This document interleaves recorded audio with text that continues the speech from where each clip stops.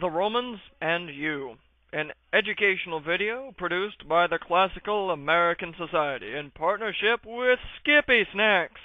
If you're in need of some delicious treat, try Skippy Snacks. They'll make you salivate. In this episode of The Romans and You, we're going to learn about the noble job of fruit farming. You may be asking, what does a fruit farmer do? If you're asking yourself this question, stop being stupid.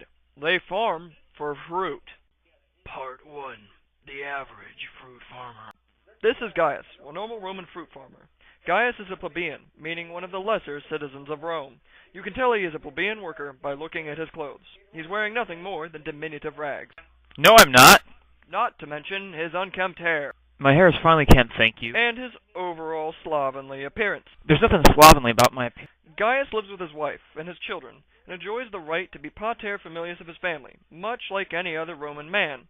He's also fairly well off, despite being a poor slob, as he owns his own land, which he uses to farm fruit. What kind of fruit are we talking about here? Gaius farms grapes. Grapes are essential to the Roman people, and even though Gaius gets no respect, he's very important to Rome.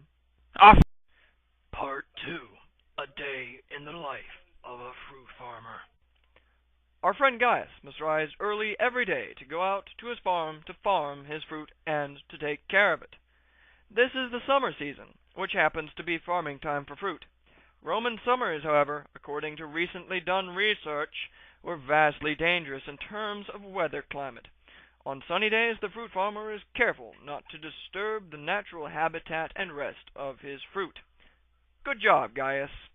However, on rainy days, Gaius must be prepared to deal with consequences.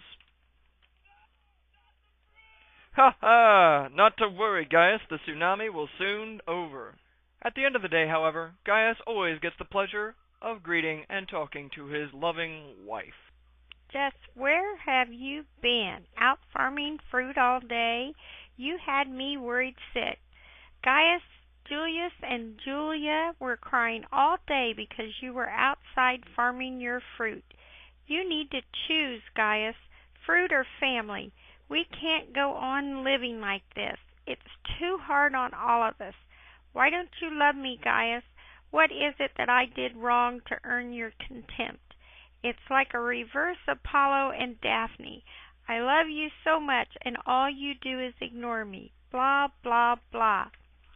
Now you may be wondering, how do you become a certified professional in fruit farming?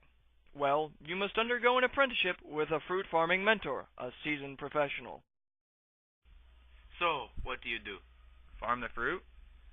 No, you listen to the fruit. Listen to the fruit? You'll never farm fruit, Gaius, unless you learn to listen to the spirit of the fruit. Shh! What is the fruit telling you? Nothing, it's fruit. It doesn't make sense. Listen to the fruit, Gaius! I can't listen to the fruit. Listen! I can't. Listen! I just want to farm the fruit! Part 3. Fruit farmers and the Roman people. Ah, here's Emperor Nero enjoying a nice bottle of wine, fresh from the vintner. But where does this wine come from? Do you know, Nero? I am your god. Death to all! That's right, fruit farmers. I'm gonna set this city on fire, and then I'm going to rape my mother. Ew, I don't want to rape my mother. Have you seen her? I'd much rather rape a toaster. So you want to learn about ancient Roman fruit farming and how it impacts the Roman people? Well, come on, let's go talk to Professor Gregory Dangle. Hello, we have found Professor Dangle in this shower, and he is the foremost expert on fruits, farming, the Romans, and all three of those things put together. His doctoral thesis, Farming's the Fruits, has actually won him national recognition and secured his place as the most superior and expert master on the farming of Roman fruits imaginable. let's see what Professor Dangle has to say about the state of ancient Roman fruit farming.